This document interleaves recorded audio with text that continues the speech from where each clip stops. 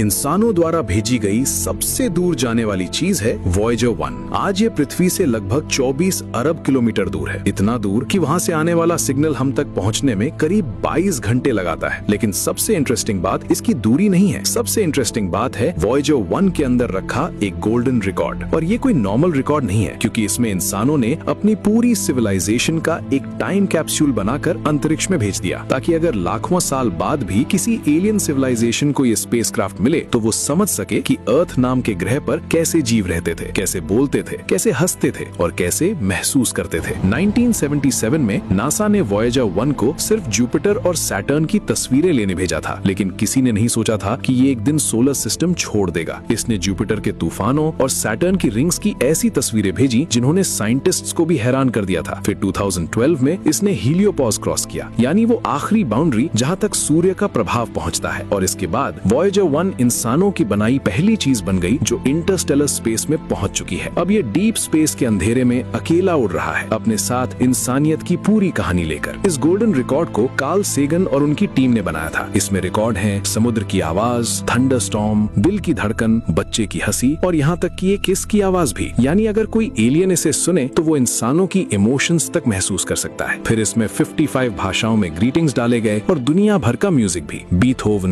Mozart, African tribal beats. और खास बात यह है कि इसमें भारत का भी एक गाना शामिल है। राग भैरवी में गाया गया केसर बाई केरकर का गीत जात कहाँ हो, यानी हमारी संस्कृति भी अब अंतरिक्ष में घूम रही है। इसमें डीएनए स्ट्रक्चर, मानव शरीर, जन्म, खाना और पूरी ह्यूमन सिविलाइजेशन की इमेजेस एनकोडेड फॉर्म में रखी गई हैं। लेकिन सबसे माइंड ब्लोइंग बात यह है कि इसमें एलियंस के लिए इंस्ट्रक्शंस भी दिए गए हैं। इसमें एक डायग्राम है जो फोनोग्राफ सिस्टम को एक्सप्लेन करता है और हाइड्रोजन एटम का रेफरेंस दिया गया है टाइम यूनिट समझाने के लिए कि इस डिस्क को चलाना कैसे है। यानी इंसानों ने मैथमेटिक्स और फिजिक्स की मदद से ब्रह्मांड में अपना परिचय भेजा है। लेकिन सबसे रिस्की चीज थी एक पल्सार मैप, जिसमें 14 पल्सार्स की पोजीशन दिखाई गई है, ताकि हमारी गैलेक्सी में अर्थ की एग्जैक्ट लोकेशन पता चल सके, जिसमें अर्थ की एग्जैक्ट लोकेशन छुपी हुई है। कुछ साइंटिस्ट्स कहते हैं अगर कोई डेंजरस सिविलाइजेशन इसे ढूंढ ले तो हमने खुद ही उन्हें अपना पता दे दिया, और शायद लाखों साल बाद भी जब इंसान नहीं होंगे तब भी ये गोल्डन रिकॉर्ड कहीं न कहीं घूम रहा होगा किसी अननोन सिविलाइजेशन को ये बताने के लिए कि हम कभी यहाँ थे।